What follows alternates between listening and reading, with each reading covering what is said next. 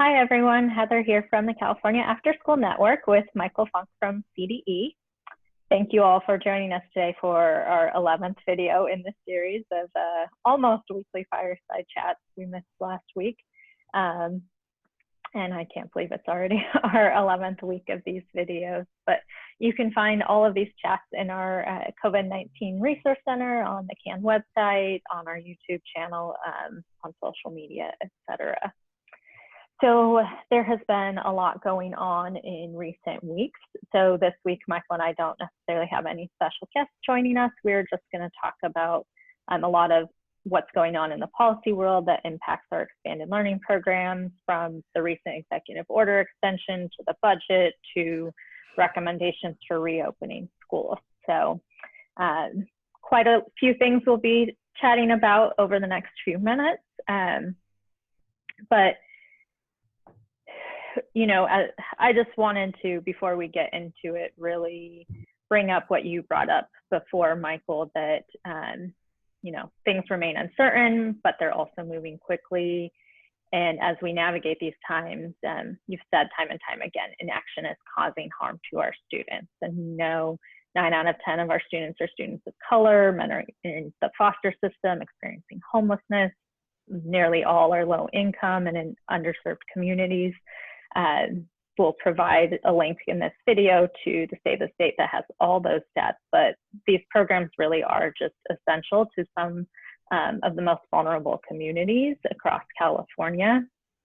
And, you know, as we talk about broader issues of racial and social injustice in our systems, we in the expanded learning field need to realize we are operating in these systems, in our education systems, and how that impacts our field as we are moving this work. And there's a lot to unpack here. I know we talked a little bit about that in our last fireside chat, and we'll definitely be continuing to build on that conversation in this and future chats. So I just wanted to put that out there before we kind of get into the nitty-gritty of the policy world.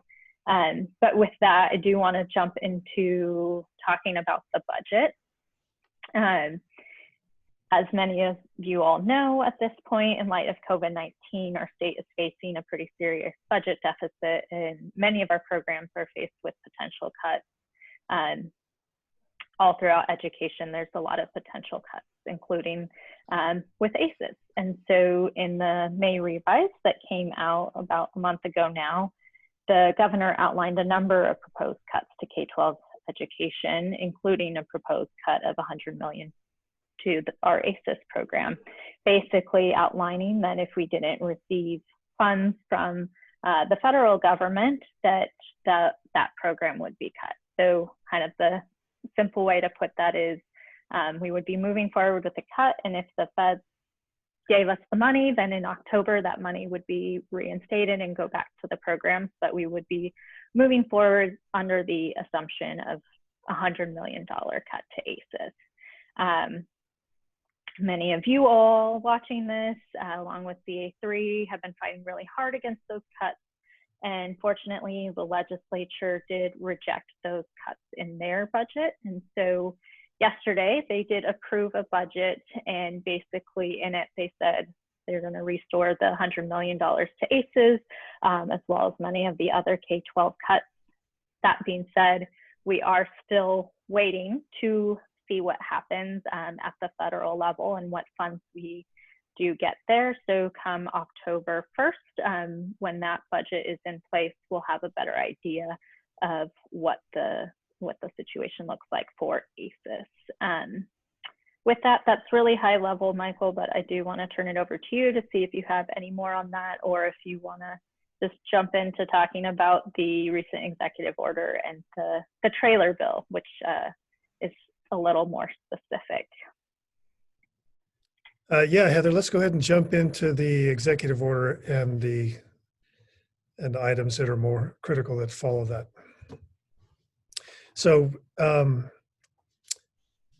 many of you know, in fact, on the last fireside chat, we talked about this briefly, but the governor's executive order that gave flexibility to ACES programs in order to serve children in communities or remotely or programs for staff to stay engaged in staff training, et cetera. That executive order expired on June 3rd. And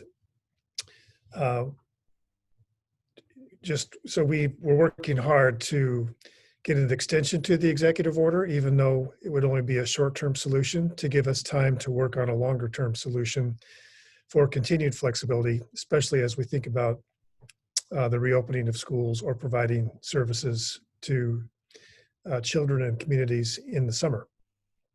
So the executive order was extended by the governor's office to the last day of June. And that is, in essence, gave the exact same flexibility that we had during the school closures and lockdowns and then the reopening for distance learning. That gave us the time to work on what's called the budget trailer bill. And that is a piece of legislation that is tied to the budget and explains how different parts of the budget will be implemented or explain any type of education code that needs to be explained because of a budget item that is not currently in some other kind of legislation. So we've been working the last 2 weeks on getting language submitted for the consideration for the trailer bill. And as I've said many times on this Fireside chat and in other video meetings, that I asked you to go into planning and plan as if you had the type of flexibility that you need, and in dialogue with your district or community partners, come back and describe then what you need. And we heard from many people across the state on what types of flexibility was going to be needed for expanded learning to have the really impactful role it could have in the summer and in the reopening of school. We submitted language that encompasses everything you've asked for. And I want to be clear, the trailer bill, which will be AB 77, has not been voted on. So I can announce today that these provisions have been approved and this is final flexibility, but I can tell you that as we submitted this language and developed what sections of the education code would be suspended or waived, we did so in dialogue with the Assembly and Senate staff.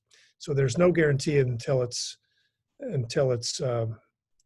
passed and executed, and that could happen, and hopefully will happen in a matter of days, if not very soon. Just wanted to cover really quickly, what are the areas we submitted for flexibility? The first area is suspending the portion of Ed Code that requires grants to meet a certain attendance threshold to avoid a grant reduction. And that is both for the high school assets program and also for ACES elementary and middle and 21st century elementary and middle. So all of the attendance requirements to avoid a grant reduction have been suspended. So there will be, if passed, there will be no grant reductions based on attendance. Why is that important? Because many of you also asked the question, if, as anticipated, we have a lower student to adult ratio, say 1 to 10 or some variance of that, as opposed to 1 to 20, we know we're not going to be able to meet our attendance numbers for the grant, and then we're at risk of a grant reduction. So that's why that section of Ed Code is proposed to be suspended. The next portion is the hours of operation. So the Ed Code currently states that the after-school program will commence at the close of the school day and operate until 6 p.m. That is now suspended, so the program can operate at any time during the day. And the other part that is suspended is the early, or potentially suspended, is the early release policy that's required for a student to have, to meet an early release policy and have that reason for leaving documented as part of the record. The proposal is for that also to be suspended for the 2019 or 2020-21 school year. Also, in addition, the section that outlines the hours of the before school program are submitted to be suspended, and also the section of the education code that states that the intent of the legislature is that a child attend the program every day and all day. So we know that in flexible schedules, not all children may even possibly go to school every day.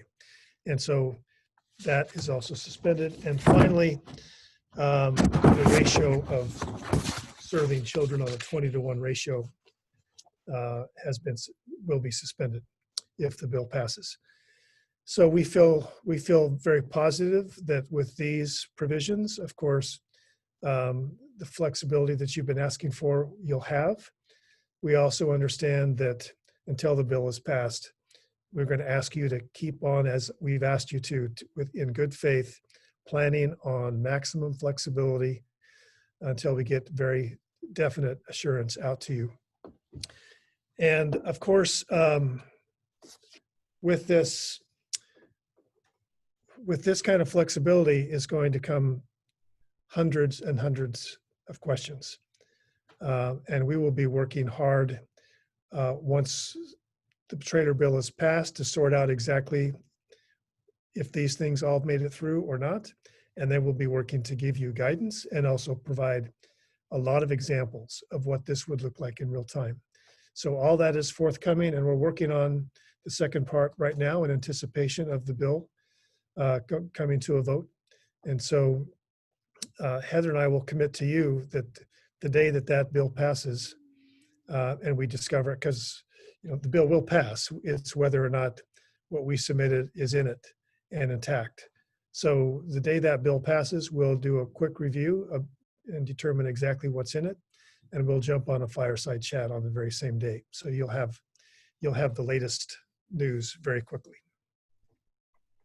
Thanks, Michael. And I do, just before we kind of move on to the next topic, want to flag that the legislature has approved the budget, but it still has to go to the governor for him to sign. And same thing, budget trailer bills, they all ultimately need to be signed by the governor. So we are hoping to have information in the next week or so, but it's still a little bit up in the air, depending on how soon the governor signs off on everything, and if he signs off on everything as approved by the legislature. So there will be hopefully some answers soon, more answers to come, and this is going to be kind of quite a bit of an ongoing process for the next several weeks and months.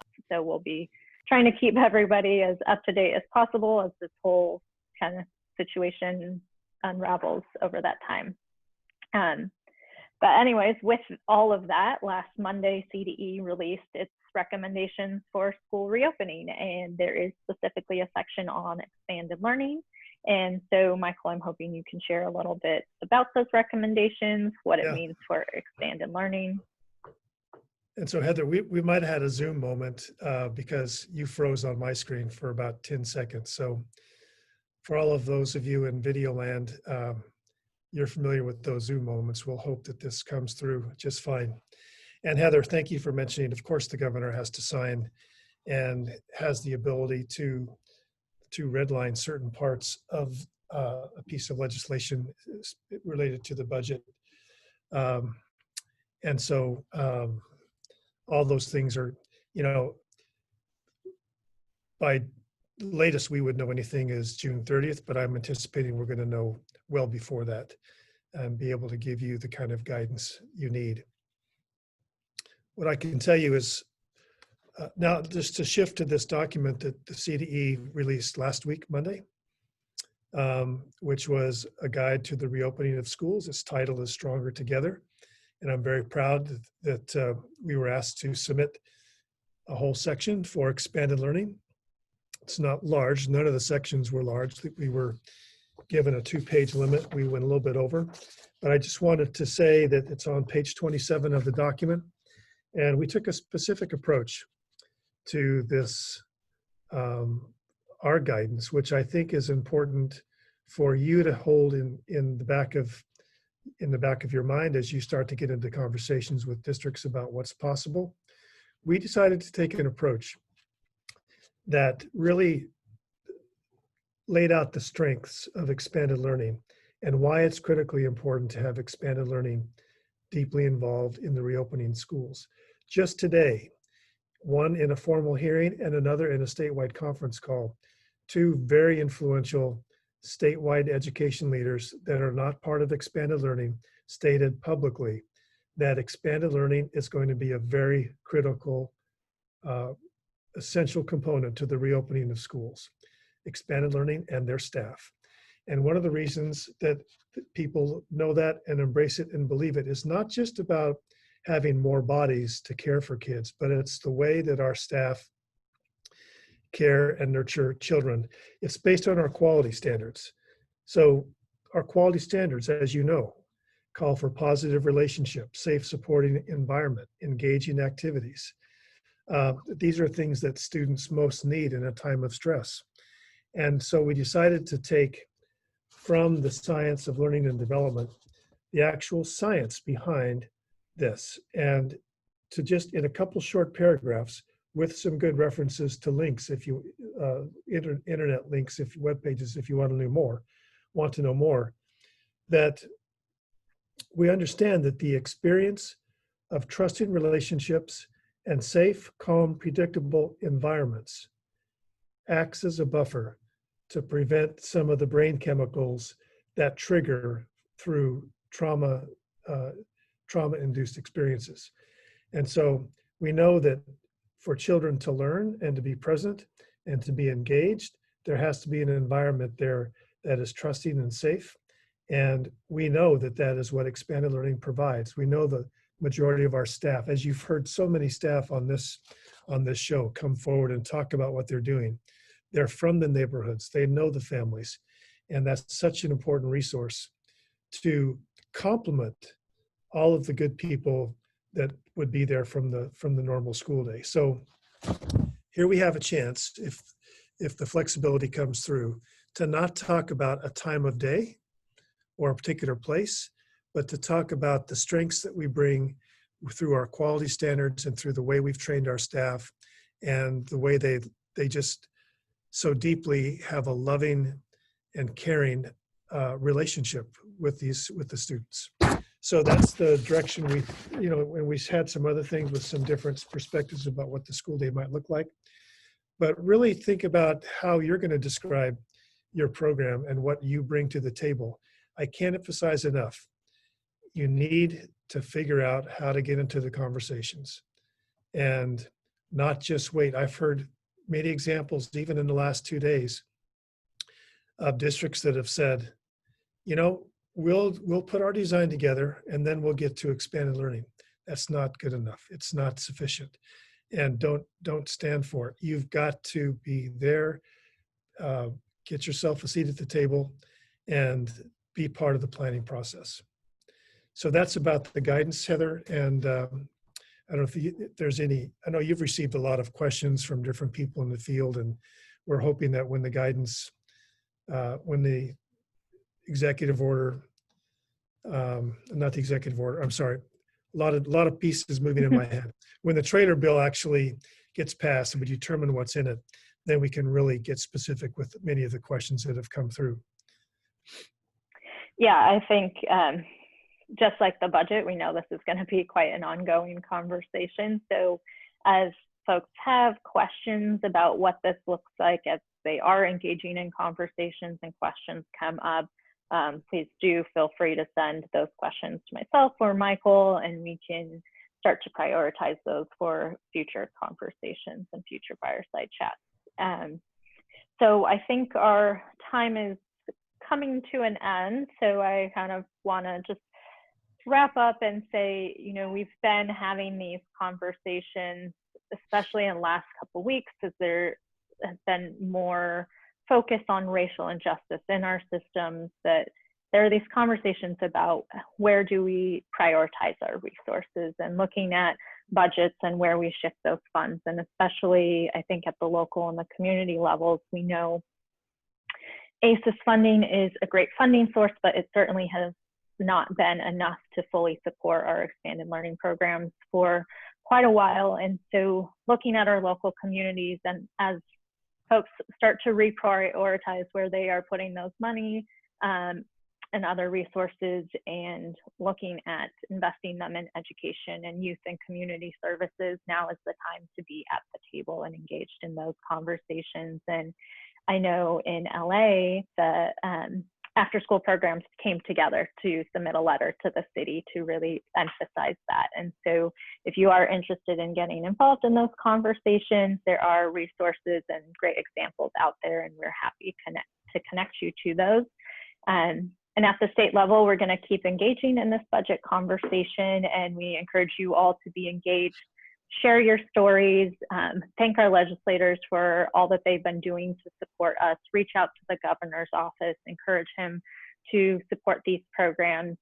If you haven't yet, text budget to 52886. It does a lot of the work for you, and really just encouraging you all to stay connected. This is not a conversation that's going to end tomorrow or the end of the month, but is really going to be an ongoing conversation.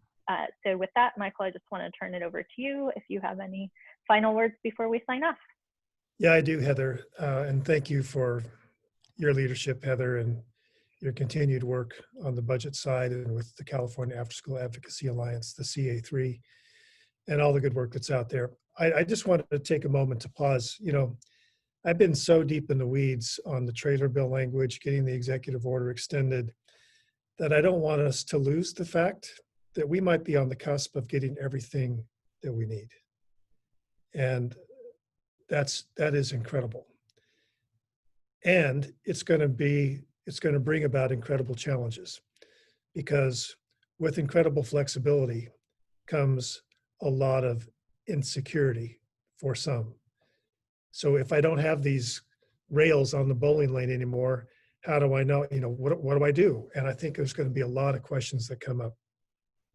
And I want to challenge us. I want to challenge us to approach those conversations with this new flexibility and not approach our decisions and our designs from a rule, R-U-L-E, rule-centered approach, but from a child-centered approach. And I know that's easy to say. Let me give you a quick example. One of the questions that's come up most in the last week, well, if you have this kind of flexibility and if programs are going to operate during the school day, what about supplement versus supplant? Aren't we supplanting if we're having ACES staff work with children during the school day? Of course, it could be. There was an example I heard a month or more ago where a union prevented teachers from operating the distance learning web portal in that process. And so the district asked ACES staff to take on that role. And so the ACES staff ran the distance learning, and that time counted for instructional minutes. Well, to me, that's clear supplanting. That was something that the teachers and educators should have been doing, and to put the ACES in that role while the teachers were given a pass because of the union, that's clearly supplanting. But when you have teachers and paraprofessionals in the school setting working with children, but because they're working with children at a 10-to-1 ratio, you need more staff in there to not only support the children and keep them safe, but also nurture them socially and emotionally and help them academically with homework assistance and that type of thing, and do the enrichment activities, structured activities around recess.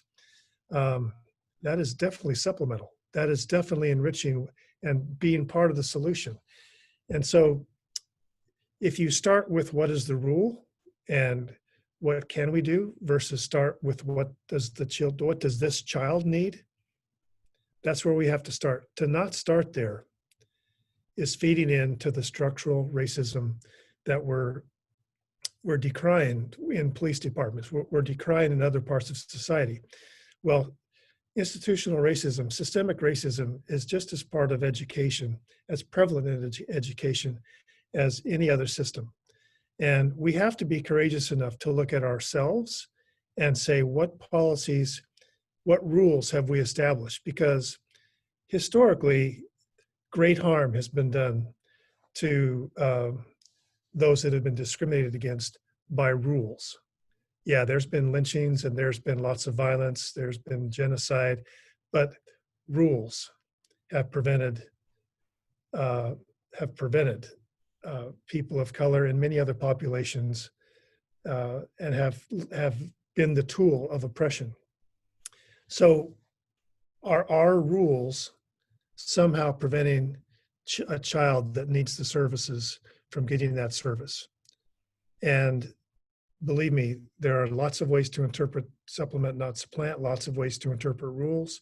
And we're going to be exploring some more of those on some other calls. I'm not going to belabor the point now because we don't have the specific guidance yet with the trailer bill until it passes.